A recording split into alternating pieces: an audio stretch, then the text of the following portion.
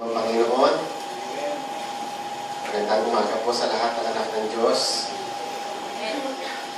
Nung nakaraang linggo, pinag-usapan po natin yung dalawang importanteng offering na prescribed sa Leviticus. Ang Leviticus chapter 1 up to 7 was dedicated for the purpose na ipakita sa atin ng Panginoon kung paano siya nagpo-provide ng kaligtasan sa atin. May mga inappoint siya na mga offerings at ito ay lubhang mahalaga sa Panginoon para sa ating acceptance. So ngayon mga kapatid, ito po ay masela na paksa sapagkat ang common knowledge ng mga Christians ngayon, once na tinanggap niya ang Panginoon, okay na siya. Yes, totoo naman po yun, may mga truth po doon. Kaya lang po mga kapatid, dapat po nating maintindihan, ito pong Leviticus was written after na sila ay na-save.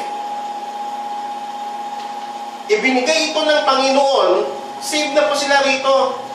Pero binigay ito ng Panginoon para maging reminder, hindi para sa Panginoon, kundi maging reminder para sa atin kung ano ang ating kalalagayan sa Panginoon, kung gaano tayo makasalanan, at kung gaano natin kailangan yung kanyang biyaya araw-araw habang tayo nabubuhay. Dito sa mga offerings na to, actually, lima eh. Burnt offerings, grain offerings, peace offerings, sin offerings, at saka yung guilt or trespass offering. Nung nakaraan, pinag-aralan natin yung guilt and trespass offering. Bakit po guilt? Bakit po trespass? Ano po yung pagkakaiba niya sa sin offering? Ang sin offering po, yan po ay tumutukoy sa mga kasalanang hindi mo sinasadya. Unintentional sin. Minsan po tututukan po natin yan ng isang topic tungkol sa sin offering. Marami pa po yung mga nakapaloob. Ang guilt offering ay tinatawag din na trespass offering. Why? Kasi may na-break ka na law. Unlike doon sa may sin offering, it was unintentional. Hindi mo sinasadya, nakakumit ka ng kasalanan sa Panginoon. Kahit na hindi mo sinasadya, ikaw ay nagkakasala kay God. Nakita po natin, no? Meron tayo mga bagay na ginagawa na hindi natin alam kasalanan sa Panginoon.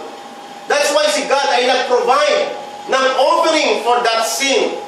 Unintentional. Okay? Doon naman sa may trespass offering, bakit trespass? Kasi ito ay opposite ng sin offering.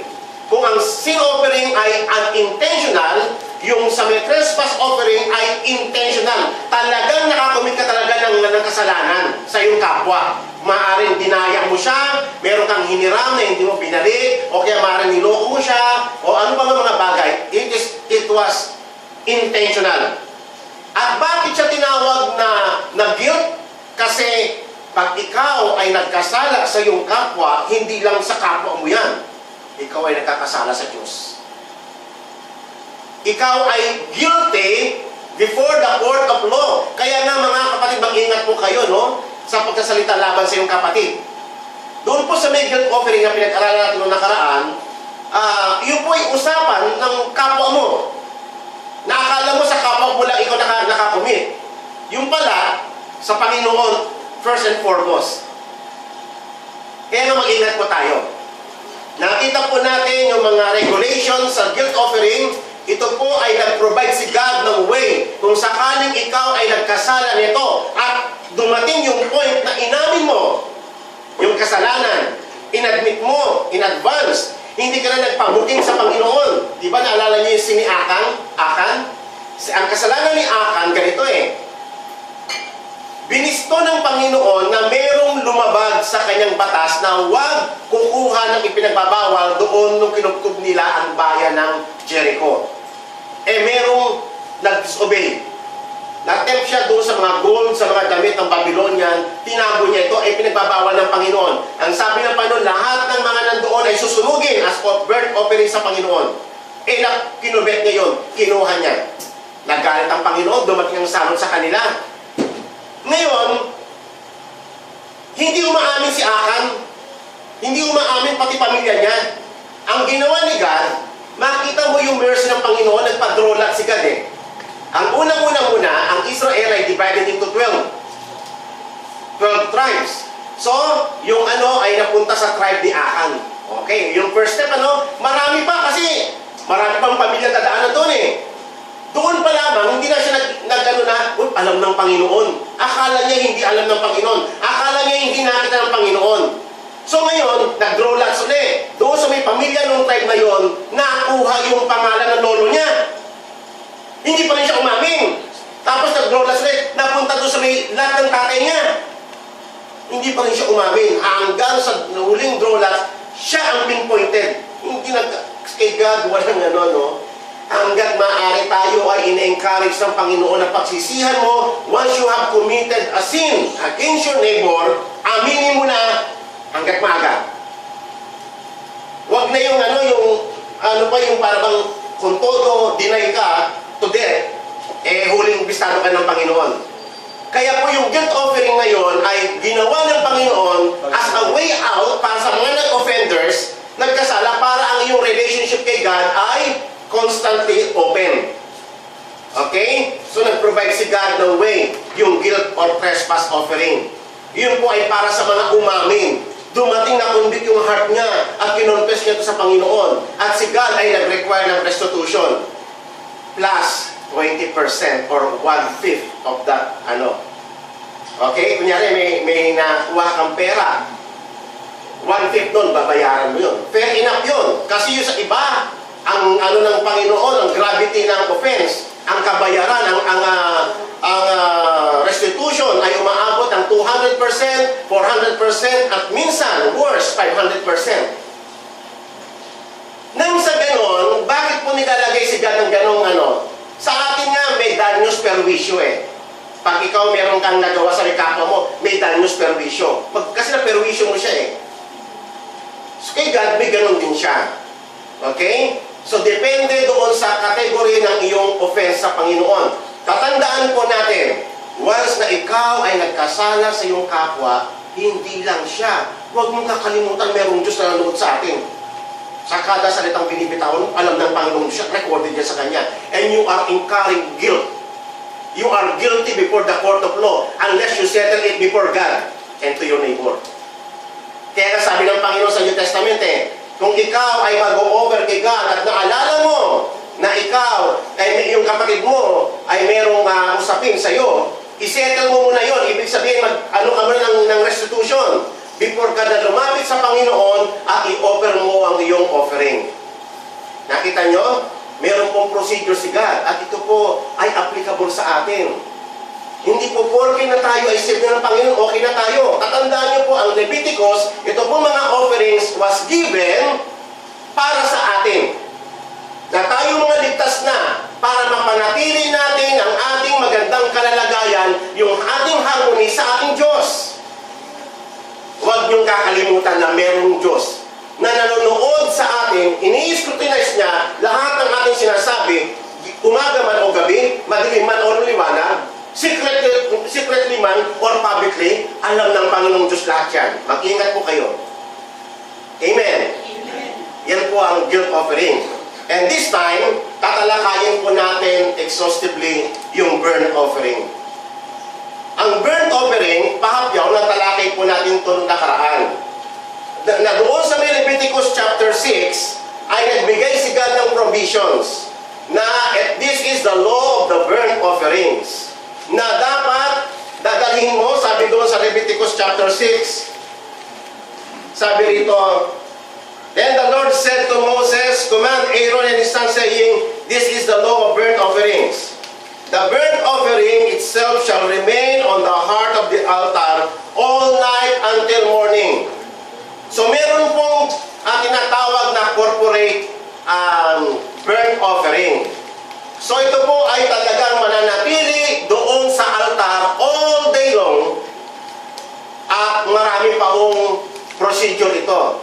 Kaya nga po, ang instruction dito sa may burnt offering ay huwag mawawala ng apoy. Kaya apoy noon dapat constantly ginagatungan 24 hours a day.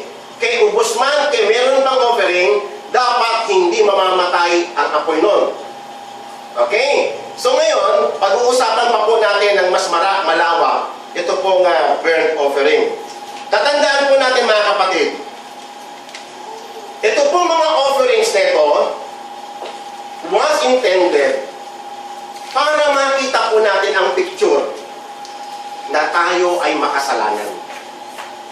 Na ang ating kasalanan sagad hanggang buto.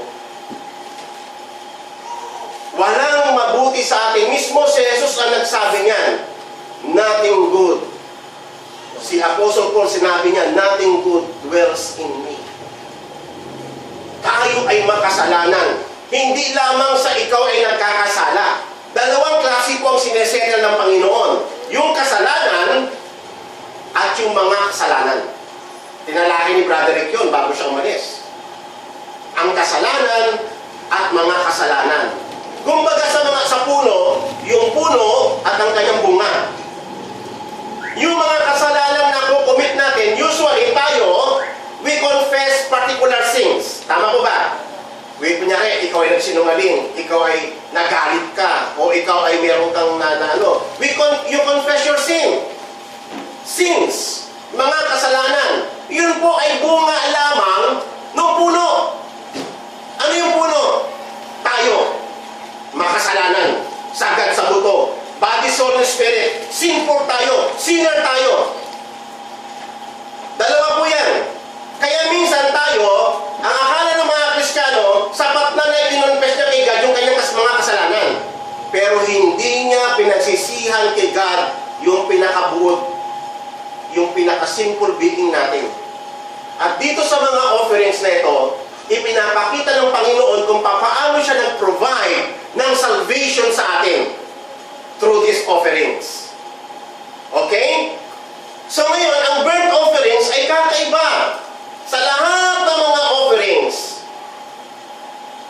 Kasi alam nyo mga kapatid, na unang-una, talagang dito, meron pang changing ng costume nung pare o yung sacerdote nagmi-minister.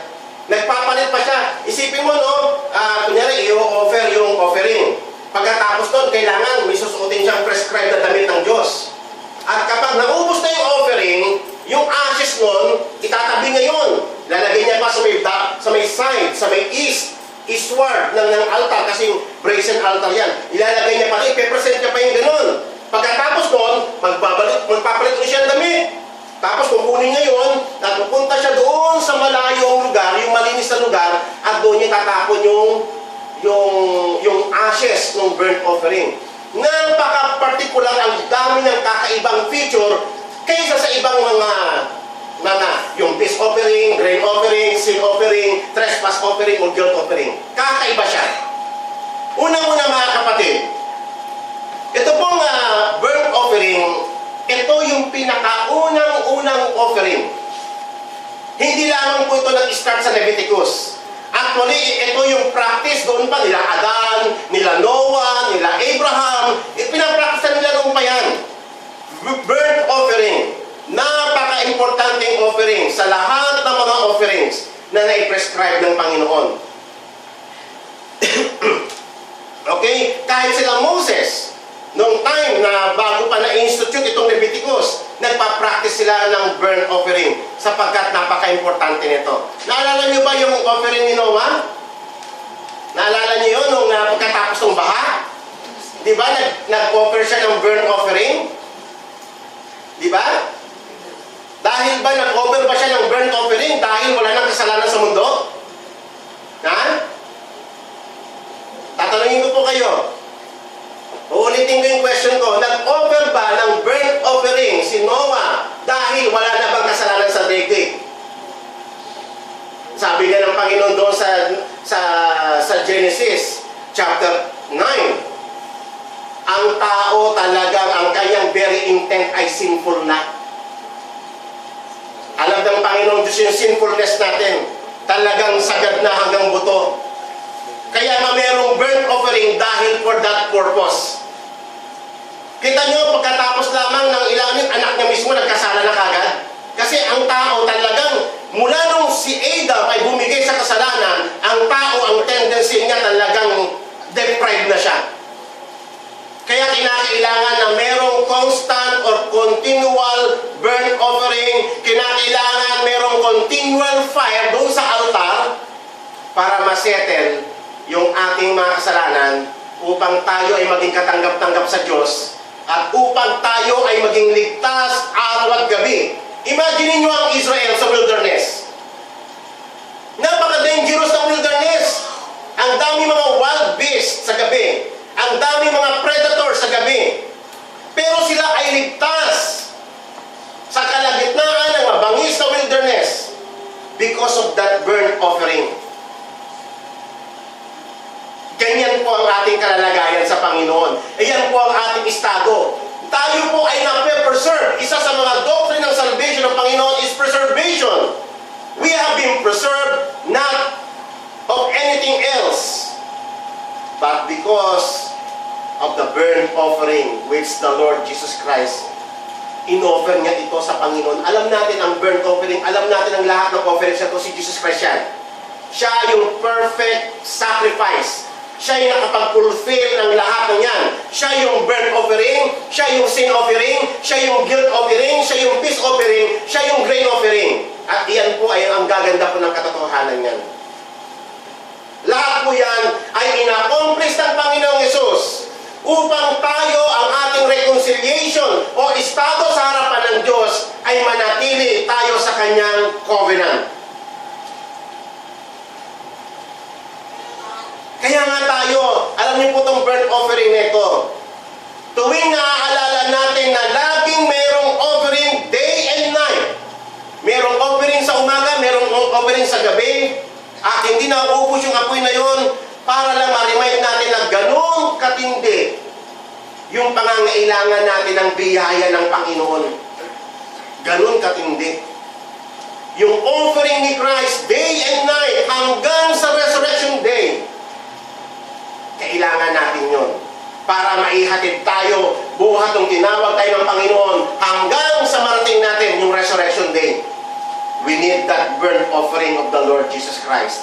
He Himself offered Himself to God without spot, without blemish, a perfect, aromatic fragrance unto the Lord. Mabangong samyo. Okay. So, iyan po yung unang-unang katotohanan tungkol po sa may burnt offering. Ito po ay pinaka-common at pinakamatandang practice ng offering. Na-practice na to nila Abel, nila Adam, onward. Yan po yung offering nila upang sila ay tanggapin ng Diyos. Uulitin ko po, yan pong burnt offering na yan is for their acceptance sa harapan ng Diyos. Okay. Yung in-offer po ni Abel, that was burnt offering.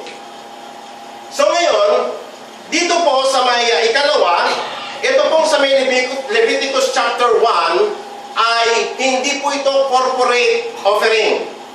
Hindi po ito corporate burnt offering. Meron pong corporate, ibig sabihin ng corporate, pang buong congregation. Merong, imagine niyo doon sa may Leviticus chapter 6 at saka Numbers chapter 28, makikita nyo kung gaano ka-importante itong burnt offering. Araw-araw, day and night, mayroong offering. Para saan yun? Para sa preservation at acceptance ng bayang Israel. Corporate or congregational ang purpose. Pangkalahatan. Pero ang Leviticus chapter 1, ito po ay law of burnt offerings para sa individual na tao. Na lumapit ka personal sa Panginoon. At gusto mo maging katanggap-tanggap ka kay God. O pwede kang mag-offer ng burnt offering na gaya ng practice ng mga naunang mga Kristiyano. Okay? So, papansin niyo po, sa may verse 2, speak to the sons of Israel. Ang kausap po ng Panginoon ay yung mga anak ng Israel. Tayo na mga anak ng Diyos. Speak to the sons of Israel and say to them, when any man, kung sino man sa inyo, ang magdadala ng offering sa Panginoon, you shall bring your offering of animals from herd or from flock. At dinescribe ni God dito na kung sa herd, kung sa flock, at kung ibon. Actually, tatlong klase yan eh. Mamaya, pag-uusapan po natin yan. Ito po ay private offering. Individual. Okay. So, laktawan po natin yan. Pangatlong katotohanan po rito, ito pong burnt offerings na ito ay ginagamit sa napakaraming purposes. Una, merong daily burnt offerings. At makikita niyo po yan sa Leviticus chapter 6 at saka sa Numbers chapter 28. Merong daily offerings, day and night. Wala pong tigil yon. Meron din pagdating ng Sabat. Imagine mo merong daily. Diba? At pagdating ng Sabbath day, doble yon. Kasi meron pang specific. Kaya magiging dalawa yung pang-umaga na burnt offering, magiging dalawa yung pang-gabi na burnt offering. Tapos, kada beginning ng kada buwan, kunyari, January 1, February 1, March 1, kung iyon pa ay matapat pa ng Sabbath, magiging 3 ang burnt offering. 3 sa umaga, 3 sa gabi. At kung tuwing Passover, at kung tuwing Feast of Pentecost, tuwing Feast of Trumpets, tuwing bagong buwan, may mga additional na specific na burnt offerings. Napaka-importante kasi yan sa Panginoon. Tatandaan nyo, this is, sabi nga ni God, maging maingat kayo. Be careful to observe my ordinances concerning sacrifice. Why? Kasi ito yung reality nung ginawa ni Christ sa atin. Shadow lang ang Old Testament.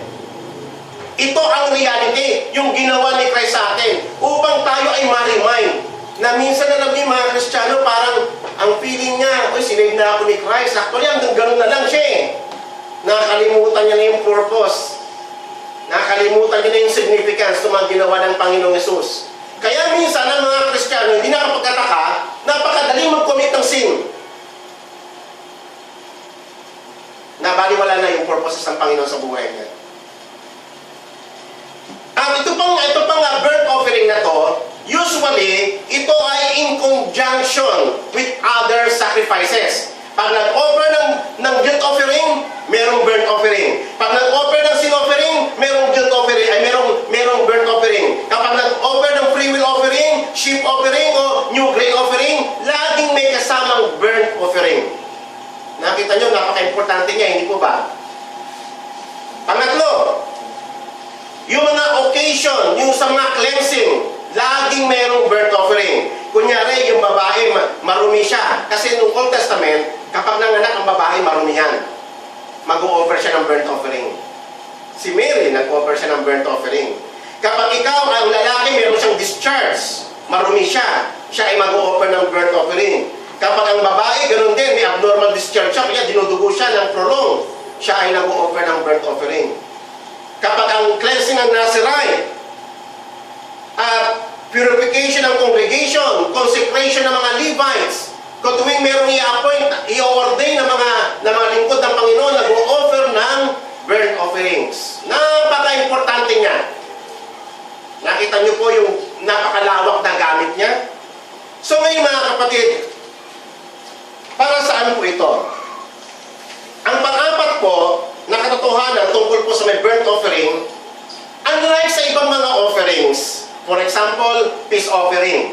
Tignan niyo po, yung peace offering, yung guilt offering, yung sin offering, hindi po sila totally na sinusunog. Usually, yung karne, pinaghahatian po yan. May portion yung nag-sacrifice, may portion yung priest na nag-attend doon nag-attend, nag-offer ng sacrifice na yon. Kumakain doon. Kumakain yung sacrificer at saka yung priest May mga portion sila. Pero hindi ganoon ang kwento sa may burnt offering. Ang burnt offering is a total offering. Whole. Walang portion ang priest. Walang portion yung nag-sacrifice. Lahat yun, susunugin sa Panginoon. Ang tanging portion lang ng priest ay yung balat. At yan po'y makikita nyo sa Leviticus chapter 7. 7 verse 8, sabi, also the priest who present any man's burnt offering, that priest shall have for himself the skin of the burnt offerings which he had presented. Yun lang ang portion niya. Yung balat lang. Para saan ba yun? Para saan yun? Naalala niyo si Adam and Eve? Naalala niyo si Adam and Eve nung sila nagkasala? Kaya nga doon sa may Garden of Eden, doon yung makikita na doon, yung pinangbalot kila Adam and Eve, yun po yung skin ng burnt offering. Ang unang-unang burnt offering ay nangyari sa may Garden of Eden. Bagamat hindi na dinescribe, pero iyon yun. Kaya nga may idea, sila Adam, after nung fall, nung sila napalaya sa may Garden of Eden, may idea sila kung ano ang burnt offering. Si Abel, sila Noah, saan galing yung knowledge na yun? Si God mismo ang nag-institute. Ipinakita na ng Panginoon from the Garden of Eden sa kailang pagbagsak kung paano mag-offer ng mga bagay na yun. Tama? Hindi yung inimbento nila Adam. Si God ang laging nagbibigay ng way of escape, way of salvation. It is the initiative of God, not of man. Ngayon, ito pong panglimang katotohanan po tungkol sa may burnt offering, ito ay napakaseryoso. Na to the point of warning si God, mag-ingat kayo. Mag-ingat kayo, you have to follow every regulation. Numbers chapter 28 verse 1. Mag-ingat kayo. Naalala niyo sila dapat Abihud? Namatay sila during the service. Why? They didn't follow the instructions of God concerning those offering. Bakit ganun katindi yun? Kasi iyon pong mga offerings na ito ay shadow. At ang reality na ito ay yung ginawa ni Christ sa atin. Papaano tayo mai-reconcile sa ating Diyos at kung papaano tayo mananatili sa Kanyang covenant. Pang-anim na katotohanan, tatlong klaseng hayop ang required. Si God ang nag-set kung ano-anong klaseng ng hayop. Hindi yung ikaw. Hindi kung ano yung diskarte mo. Si God ang nagpe-prescribe. Pag sa herd, ito ay dapat bull or ox. Kapag flock, dapat ito ay sheep or goat. Hindi ka po pwede magandog ng iba.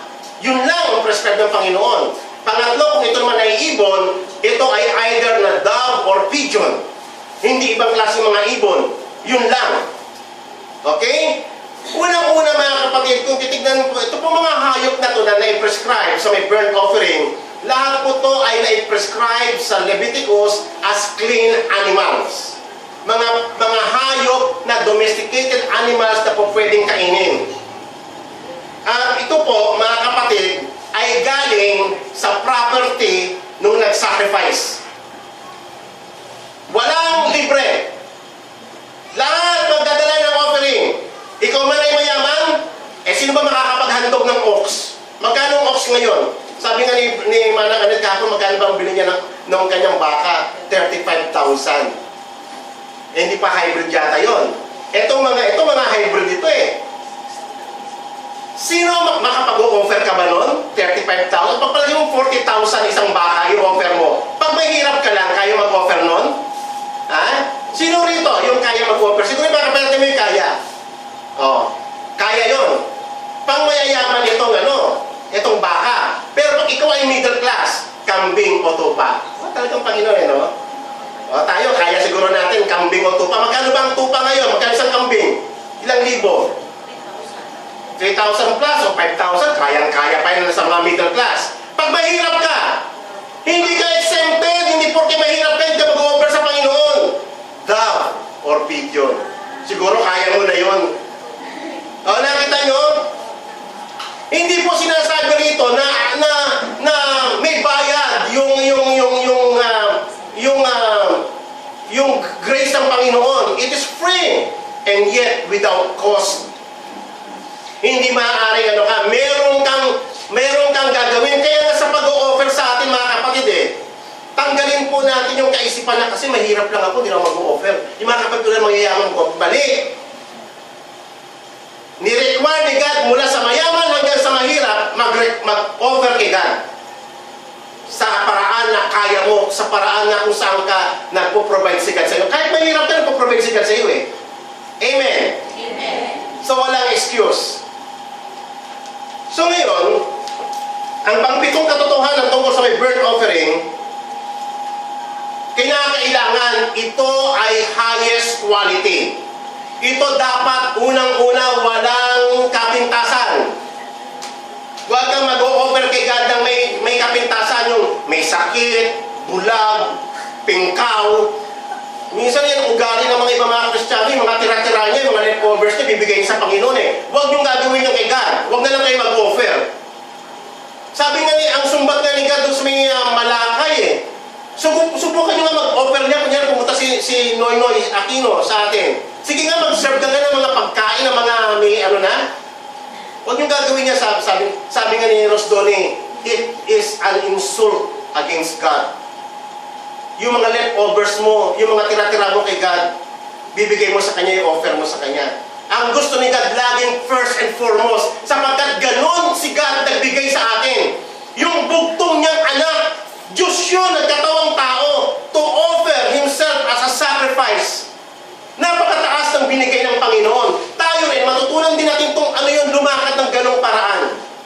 Whenever we offer to God, huwag yung tira-tirahan ng ating oras, tira-tirahan ng ating mga salapi, tira-tirahan ng ating kasangkapan, huwag po natin gagawin yun. It was an insult against the living God. Hindi siya gano'n nag-provide sa atin. Huwag itong si God, bigay niya sa atin puro mga tira-tirahan lang, mga lata. Hindi gano'n Lavish gift si God.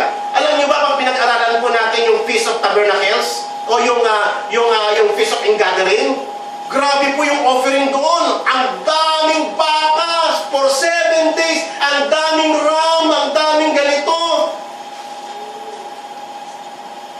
Lahat yun para lamang offering, para lamang tayo ay maging acceptable kay God. Ganon kayaman si God. Kung papaano siya niya tayo niligtas. Kaya huwag tayo maging ganon sa Panginoon. Tumbasan natin yung kanyang kagandahang loob. Huwag tayo maging maramot pa sa Panginoon. So ngayon, dapat walang kapintasan. Dapat nga, sabi ng Panginoon, 1 year old. Ibig sabihin ng 1 year old, yung tupa o kambing, hindi siya baby. Hindi rin siya overage. Talagang nasa prime ng kanyang strength and vigor. Diba? Si Jesus ganyan Namatay siya. 33 and a half. Nasa prime siya ng kanyang buhay nung inoffer niya ang kanyang sarili sa Panginoon. So ngayon, ang pangwalong katotohanan, mga kapatid, dito po sa may burnt offerings, mayroong participation yung sacrificer o yung offerer. Dito po, kung babasahin po natin, mayroong palitan. Kunyari ikaw, nagdala ka ng baka, nag-offer ka ng baka sa Panginoon, pupunta ka doon sa harapan ng priest. Hindi priest ang magkakatay nun, ikaw ang magkakatay nun. Ang trabaho mo doon, ang trabaho na ng priest doon, o sige, dinala mo yan, okay? O sige, in the presence of God, dahil siya yung minister, o sige, Panginoon, tanggapin mo nawa ang taong ito, tanggapin mo nawa yung kanyang offering, patawarin mo kanyang kasalanan. Tapos ikaw, papatong mo yung kamay mo doon, tapos katulong mo yung mga priest, ikaw magsasaksak.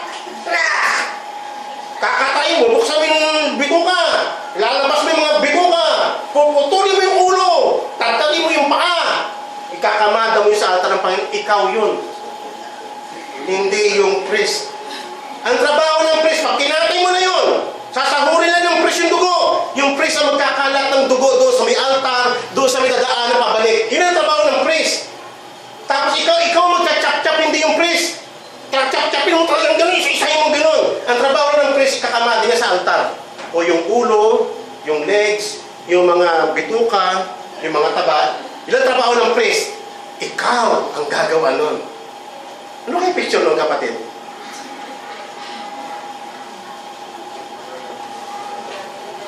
Hindi po ba? Akala natin, no? Basta nagbigay ka ng offering, kung ano, hindi. Talagang matrabaho. Kasi may purpose po yun, mga kapatid. Ang offering, kitang-kita talagang pag nagkatay ka ng baka, posibleng hindi ka maduguan eh. Hindi po ba? Talagang magkatrafik ka yung dugo sa'yo. Yung damit mo talagang may dugo talaga. Kitang-kita mo pa paano pinatay yung kawawawang hayop na walang kasalanan para sa'yo. Ikaw gagawa nun. Talagang yung pag pinachap-chap mo gano'n, talagang mag-e-effort ka talaga. Yung mga kardir ka nun, tatasik pang gano'n sa'yo eh. Hindi po ba? Talaga magpapawis ka talaga sa offering mo. Hindi yung gagawin ng priest tayo. Dahil iyon ang utos ng Diyos. Why? It is a picture. Para huwag nating mamaliitin yung kaligtasang ginawa ng Diyos sa atin. Huwag nating mamaliitin yun, mga kapatid. Unang-una, yung paglilay ng hands, kita nyo mga kapatid, it was a very personal experience. Very personal. Kitang-kita mo, nakakaawa. Yung hayop talagang pinapatay. Nakakaawa. Namatay yung hayop dahil sa'yo, alam mo yun eh. Unang-una, yun nga po yung kahalagahan, yung pagpatong ng kamay, the laying of hands. Kasi para matanggap yun, sabi ng Panginoon, so may mga seremonya pa yan eh. Actually, meron pa silang kinakanta dyan bago katayin yung hayop. So, pagka-present ng hayop, magpipray muna yung priest para i-accept yun ng Panginoon in behalf of the sacrificer. Tapos kakanta sila ng himno. Tapos, habang kinakanta yung himno, yung tao naman nag-sacrifice, i-confess niya yung kasalanan niya. I-confess niya yung mga kasalanan niya doon sa may hayop. I-confess niya, Lord, patawarin po ako isang makasalanan. Panginoon, tanggapin mo na ba ako? Yun ang gagawin niya eh, mag-confess niya ng kanyang kasalanan. And then, yun na. Ang unang ibig sabihin ng laying of hands ay ina-identify nung sacrificer yung kanyang sarili doon sa kanyang sacrifice. It is identification na iyon ang mamamatay para sa kanya. Substitute. Alam yun ng sacrificer sa Old Testament. Alam nila yun. Kaya nga sila, it was a very personal experience. Sila magkakatay. Sila dapat ang mamamatay, pero yung hayop din ang mamamatay para sa kanya. Alam nila yon. Full knowledge yung nagsasacrifice nun. Pangalawa, alam nila na ina-acknowledge nila na sila sa harapan ng Panginoon, makasalanan sila and they are worthy of death. At ang hayop na ito ay mamamatay in behalf of Him. Alam niya yun, ina-acknowledge niya yun, bago katayin yun. Kaya nga kung hindi mo alam mag-confess ng iyong kasalanan, never na yung kasalanan mo ay maililipat doon. I-identify mo talaga yung sarili mo doon. Okay? Pangalawang katotohanan tungkol sa laying of hands, na only the unblemished animal ang acceptable as substitute for his sin. Kailangan walang kapintasan yun. Kaya pag ikaw ay nag-offer ka kay God ng bulag, pingkaw, may sakit, unang-una, hindi na accepted ng Diyos yun. Rejected na yun from the very beginning. Hindi yun may atong sa iyong kasalanan. Kaya nga si Jesus Christ, si God ang nag-provide ng sacrifice without spot, without sin. Innocent from any sin. Namatay siya para sa atin. Pangatlong katotohanan tungkol sa laying of hands, ang animal ay papatayin at naiintindihan yun nung sacrificer na namatay yun para sa kanya. Naiintindihan niya na without the shedding of the blood, there is no remission of sin. Kinakailangan talagang tatagas ang dugo. Kaya nga ang mga pare, sasahurin nila yung dugo. Biruin mo na kunyari ito yung altar. Malapad po yun eh. Malaki po yun. Siguro hanggang dito po yan. Ganyan, square yan. Bronze. Merong grate yan. Merong bronze grate dyan. Tapos nasa ilalim yung apoy nun. May pangsahod pa ng...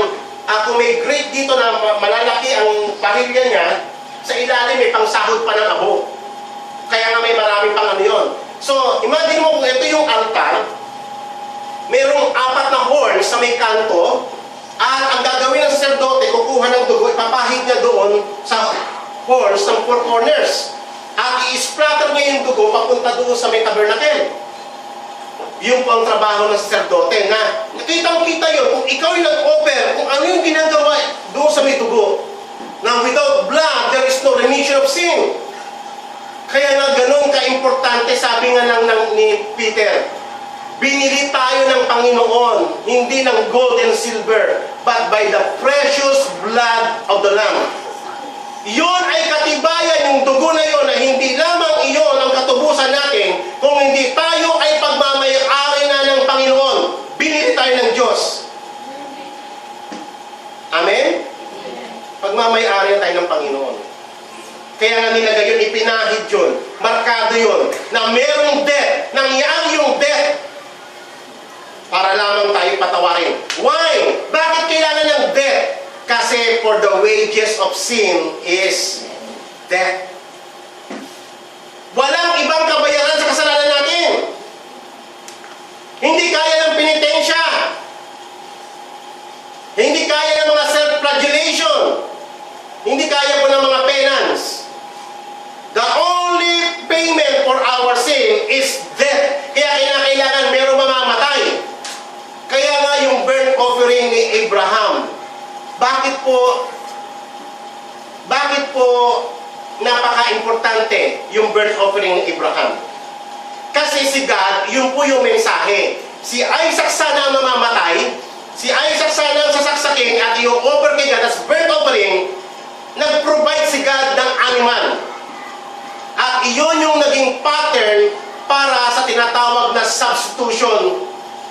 Nagkaroon ng substitute na iahain sa Panginoon. Pero si God pa rin ang magpo-provide nun. Kaya nga, the Lord provides. Jehovah Jireh. At iyon po ay nakikita natin sa altar of sacrifice. Ngayon, pang-apat, alam ng sacrificer na namatay yung hayop dahil dinidemand ng Diyos na ang payment sa ating kasalanan ay kamatayan. The justice of God demands complete payment. Naghahanap si God talagang for the wages of sin is death. No more, no less. Kaya nga mga kapatid, huwag niyong mamalitin ang kasalanan. Ang pag-commit ng kasalanan sa harapan ng Diyos is a very serious offense. Hindi ito na parang kumain ka ng mamantika, natapos ng mamantika, bibig mo, kumuha ka ng tissue, pinunasan mo, tapos na. Hindi ganyan kay God yan. You will remain guilty before the court of the law unless na ma-settle mo ang sarili mo through this propitiation na isinet ng Panginoon para sa atin.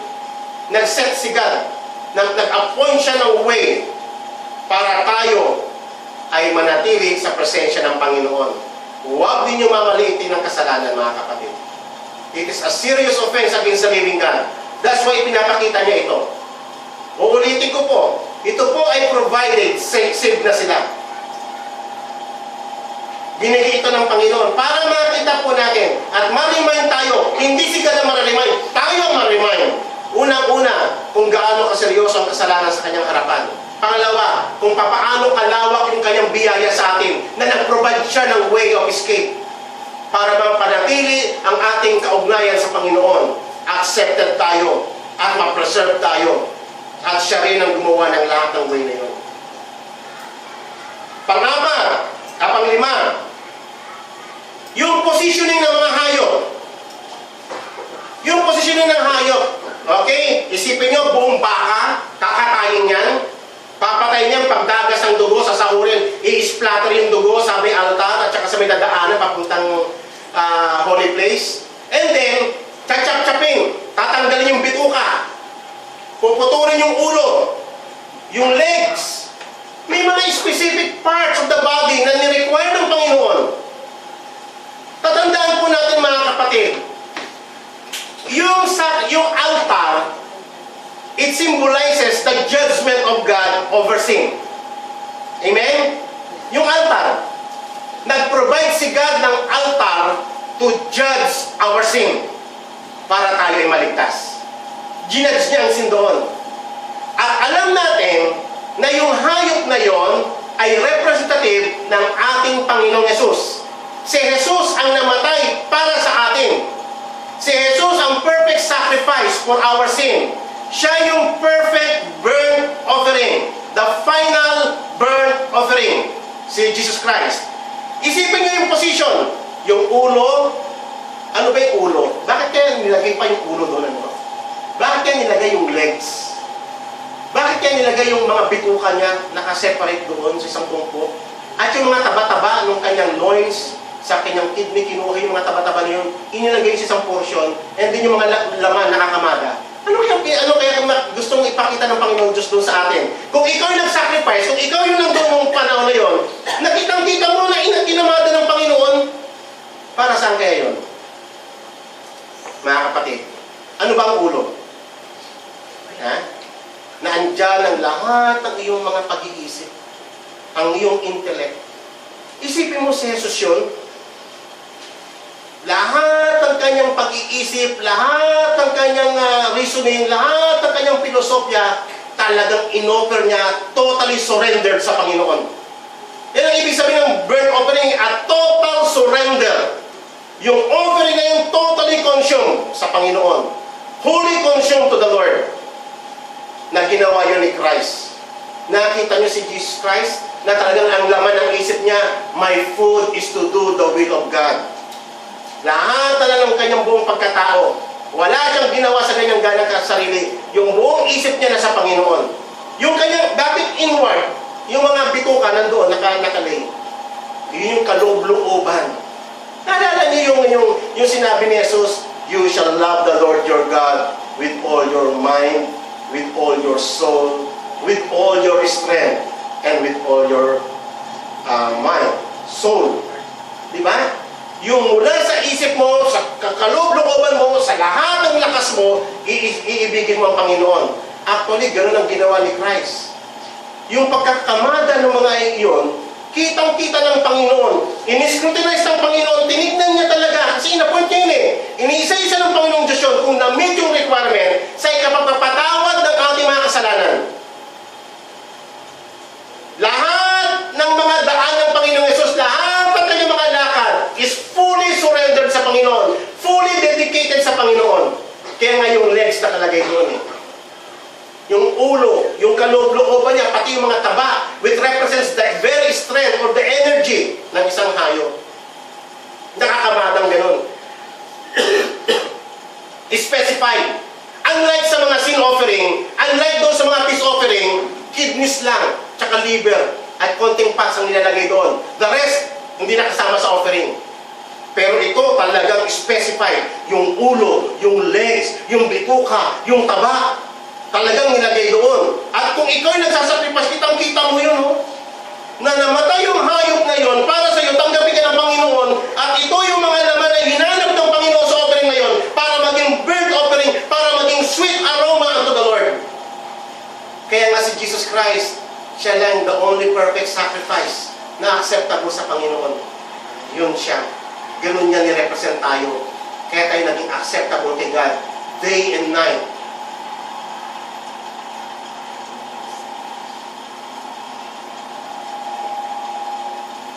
Ngayon, panghuli, ang purpose ng burnt offering was, of course, to make atonement doon sa nag-sacrifice.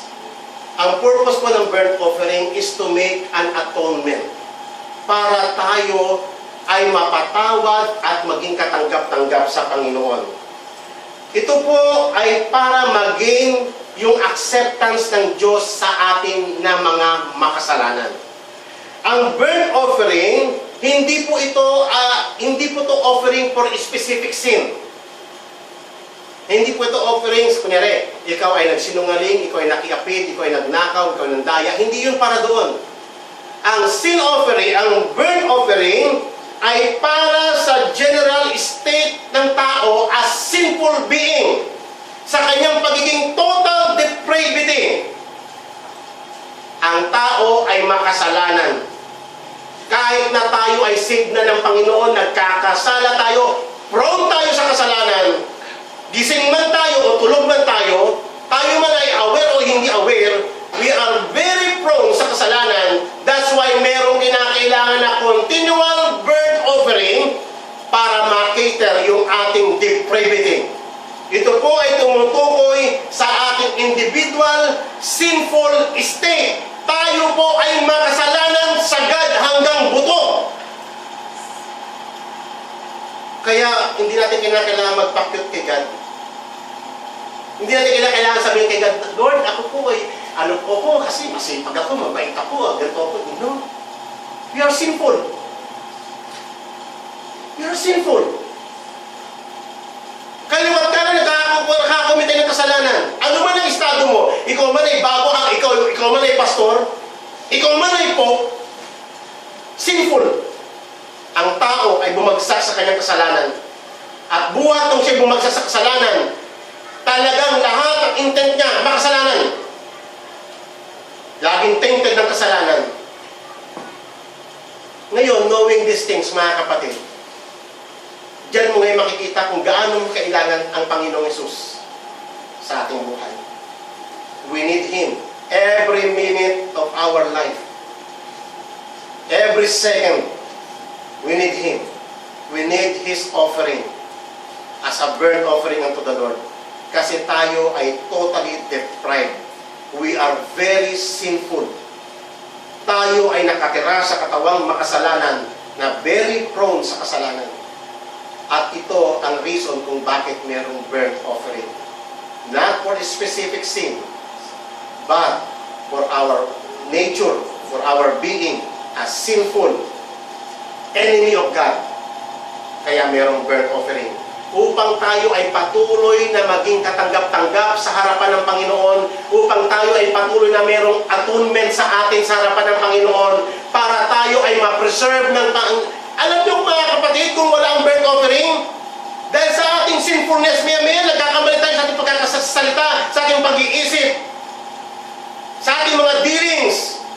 Kung wala ang burnt offerings, yung judgment ng Panginoon, tinaga na tayo, pinutol na tayo, wala na. That's why, nakikita po natin, we are being preserved by God because of the burnt offering. Amen? Ito pong burnt offering, ito po yung provision ng Diyos. A divine solution for man's fallen condition. Fallen po tayo. Kaya nga nung nag-offer si Noah, hindi dahil wala nang kasalanan. Naamoy ng Panginoon, ang bango, it is a sweet aroma unto the Lord. Hindi dahil wala nang kasalanan.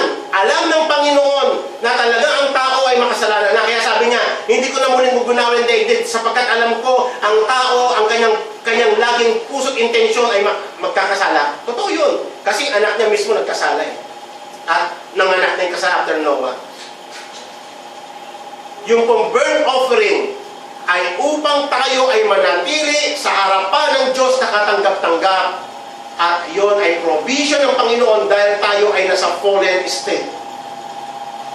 Through Jesus Christ, we are being saved. Amen po ba?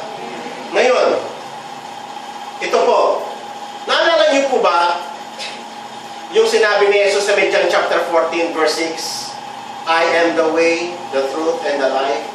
No one comes to the Father except through me. Yun po yung sinasabi ni Jesus na si God, nag-provide siya ng way. Sabi nila, there are many ways going to God. No. Ang tao, hindi siya makakalapit sa Diyos sapagkat siya ay makasalanan. Si God mismo ang nag-provide ng way. Nag-appoint siya ng way para ang tao ay makalapit, makapanumbalik sa Kanya. At ito yung appointed way ng Panginoon. Nag-provide siya ng burnt offering, ng sin offering, ng guilt offering, ng peace offering. Yan ang ibig sabihin ni Jesus. Bakit niya nasabi, I am the way? Kasi siya lang ang the only sacrifice na naapis niya yung wrath of God. Siya lang yung the only sacrifice na na-meet niya yung righteous requirement ng justice ng Panginoon. Siya lang. There's no other way.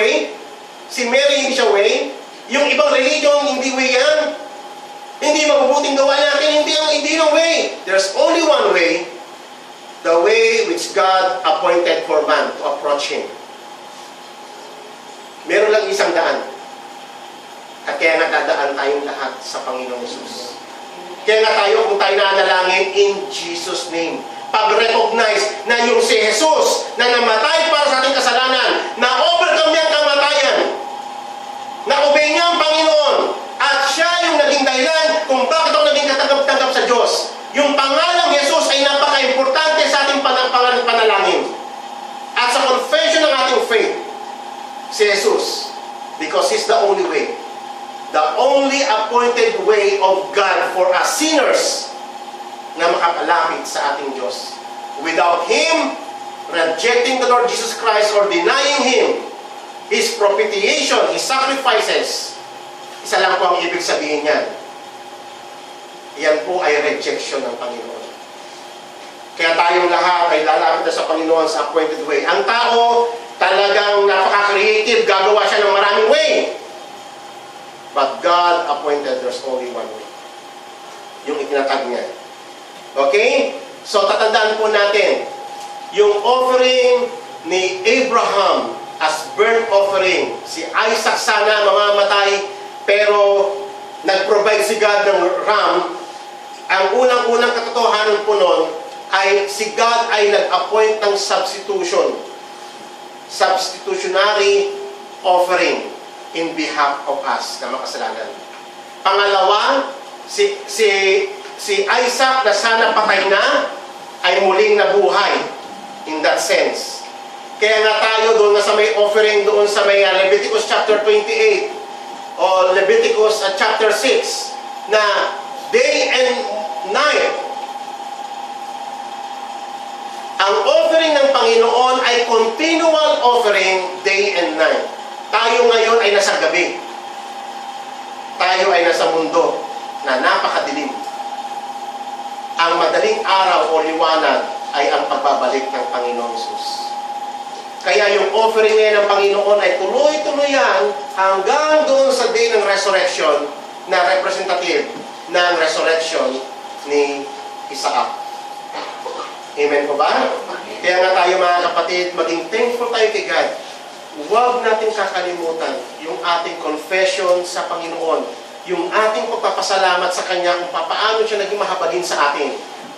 Kung paano, kaya nga tayo, meron tayong sure hope. Kaya nga buhay yung ating pag-asa. May pinangahawakan tayo, hindi sa ating mga sarili. Ang pinangahawakan natin ay yung ginawa ni God, yung inappoint niya para sa atin. Upang ang ating confession at confidence ay wala sa ating mga sarili. Ang tao, wala siyang may pagmamalaki. Kundi ang ipagmamalaki niya lang ang Panginoon. Amen? Lagi natin maging confession niya mga kapatid, Lord, forgive me, I'm a sinner. And we thank you, Father God, for you have provided a way upang tayo ay maging katanggap-tanggap sa Kanya. Amen? Tayong lahat ay tumayo. Panginoon, nagpapasalamat po kami sapagkat Ikaw ang aming Diyos na nag-provide sa amin ng kaligtasan. At Lord, alam po namin na kami mga kasalanan, Panginoon, kami ay makasalanan ng tagos hanggang buto. Buong pagkatao namin. Lord, madalas, Panginoon, araw-araw, we have committed sin and evil against you. Minsan hindi namin ito napapansin. Minsan ito ay nagiging normal way of life po namin. But Lord, kailanman hindi ka natutuwa sa kasalanan. Kailanman, Panginoon, hindi mo pinapalagpas ang kasalanan. Bagkus, O Lord God, ayon sa iyong justice, you demand justice, Panginoon, para sa iyong kabanalan. And thank you, Father God, you have provided a way for us. Kami na mga makasalanan ay tinanggap mo alang-alang sa iyong bugtong na anak na si Jesus. Nawa, O Lord, lagi po namin maalaala ito. Ang mga ginawa mo sa krus ng Kalbaryo. Kung papaano mo kami tinanggap, kung papaano mo kami kinakahabagan, kung papaano araw-araw, O Lord, na ma-realize namin na kami ay nabubuhay lamang dahil sa iyong biyaya, na walang mabuti sa amin, kung hindi ikaw lang ang tanging mabuti, ikaw lang ang tanging mahabaging Diyos, at tinanggap mo kami dahil sa iyong banal na pangalan, dahil sa iyo, hindi dahil sa amin. Lord, bless us And may these things, O Lord, remain in our hearts now and forevermore. In Jesus' name we pray. Amen.